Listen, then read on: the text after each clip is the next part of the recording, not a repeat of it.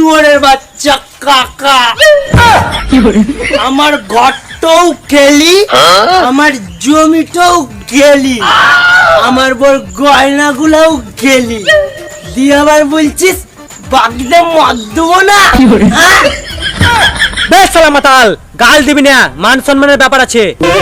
তোর মান সম্মানের গোষ্ঠীর গাল, সালা মদ পিচি খাস আবার মান সম্মান। বে আমার সম্মান না থাকতে পারে, কিন্তু আমার বউ ভালো ঘরের বেটি।